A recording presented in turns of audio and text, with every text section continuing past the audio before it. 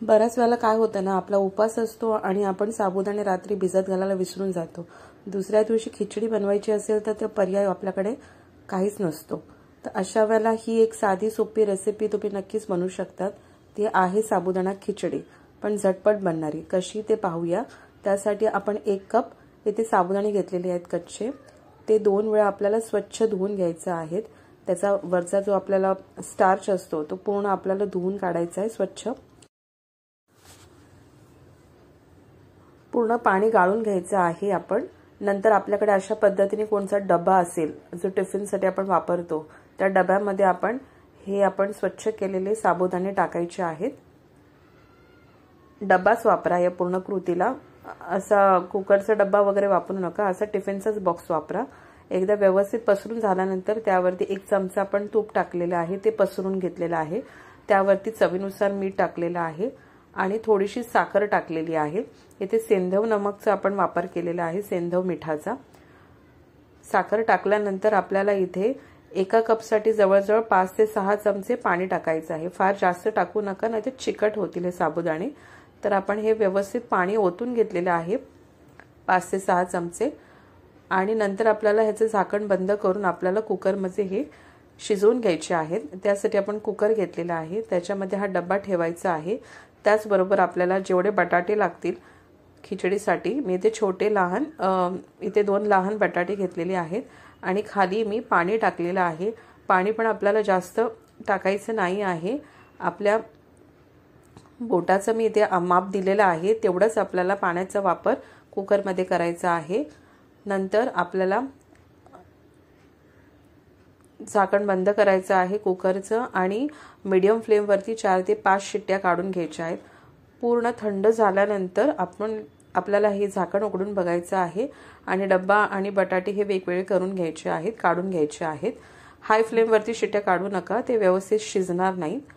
त्याच्यामुळे आपल्याला मीडियम फ्लेमवरतीच 4 ते 5 शिट्ट्या काढून घ्यायच्या आहेत कुकरच्या. थंड झाल्यानंतर हा डब्बा ओपन करून घ्यायचा आहे. त्यानंतर आपल्याला हे व्यवस्थित चमच्याच्या साहाय्याने वेगळं करून घ्यायचं आहे. सुरुवातीला तुम्हाला हे चिकट वाटत असतील, पण नंतर आपण पुढची प्रोसेस केल्यानंतर हळूवारपणे ते वेगवेगळे होतील. आता थोडं वाफ आहे त्याच्यामध्ये, त्यामुळे तुम्हाला ते चिकट वाटत असतील. तर आपल्याला गाळणी घ्यायची आहे, त्यामध्ये हे सगळे साबुदाणे ओतून घ्यायचे आहेत.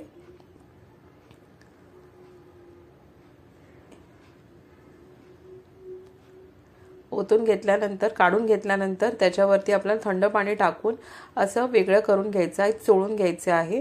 थंड पाणी टाकल्यामुळे काय होतं, त्याचं टेम्परेचर नॉर्मल टेम्परेचरवरती येतात हे साबुदाणे आणि हे चिकट असतात ते सुटायला मदत होते, सेपरेट होतात हे थंड पाणी टाकल्यामुळे. तर त्यांची ही प्रोसेस चालूच असते. त्याच्यामुळे असं हे चोळून आपल्याला हे साबुदाणे वेगळे करून घ्यायचे आहेत. या पद्धतीने एकदा वेगळं करून झाल्यानंतर आपल्याला हे पूर्ण पाणी निथळून काढायचं आहे. नंतर आपल्याला फोडणीची तयारी करायची आहे. त्यासाठी कढईमध्ये आपण 1 चमचा तूप घेतलेला आहे. त्यावरती अर्धा छोटा कप आपण शेंगदाणे घेतलेले आहे. तुम्हाला आवडत असेल जास्त तर जास्त वापरू शकतात. नंतर चांगले खरपूस भाजून घ्यायचे आहे तुपावरती. एकदा रंग बदलला, चांगले शिजले, चांगले भाजून झाले शेंगदाणे की आपल्याला काढून घ्यायचे आहेत एका प्लेटमध्ये. नंतर त्याच कढईमध्ये अजून 1 चमचा आपल्याला तूप टाकायचं आहे. त्यावरती 1 चमचा जिरे टाकायचे आहेत. 10 ते 12 कढीपत्त्याची पाने टाकायची आहेत आपल्याला यामध्ये. त्यावरती आपल्याला 2 हिरव्या मिरच्या टाकायच्या आहेत. हिरव्या मिरच्या टाकल्यानंतर अर्धा मिनिट ढवळून घ्यायचं आहे आणि त्यावरती आपण जे सुटे करून ठेवलेले होते साबुदाणे ते टाकायचे आहेत. ते टाकल्यानंतर एकदा व्यवस्थित ढवळून घेऊया. हे जेव्हा तुपाच्या कॉन्टॅक्टमध्ये येतात तेव्हा पण ते सुटसुटीत होतात. ते एकदा ढवळून घ्यायचं व्यवस्थित. त्यानंतर आपण इथे बटाटे सोलून कापून घेतलेले आहेत, ते आपल्याला टाकायचे आहेत. हे टाकल्यानंतर चवीनुसार सेंधव मीठ टाकलेलं आहे. त्याच्यावरती थोडंसं साखर टाकलेली आहे परत, आणि हे परत व्यवस्थित मिक्स करून घ्यायचं आहे. तुम्ही जर टोमॅटो वापरत असाल उपासाच्या वेळेला, तर ह्यामध्ये तुम्ही टोमॅटोही कापून घालू शकतात. तर हे व्यवस्थित एकदा मिक्स झाल्यानंतर आपल्याला शेवटला यावरती कोथिंबीर बुरबुरायची आहे आणि तळलेले शेंगदाणे जे आहेत ते टाकायचे आहेत. तुम्हाला जर काळी मिरीपूड चालत असेल तर तीही तुम्ही यामध्ये टाकू शकतात आणि शेवटला लिंबू पिळून गरमागरम सर्व करू शकतात. तर मी त्या दोन्ही गोष्टी टाळलेल्या आहेत. तुम्हाला जर उपवासाला चालत असतील तर त्या दोन्ही गोष्टी तुम्ही या खिचडीमध्ये टाकू शकतात आणि हे गरमागरम सर्व करा. फार काय वेळ लागत नाही. या पद्धतीने नक्की एकदा करून पहा. फक्त जे आपले गॅसचं जेव्हा आपण कुकर लावतो त्यावेळेला काही खबरदारी जी मी सांगितली ती घ्या आणि नक्की बनवा.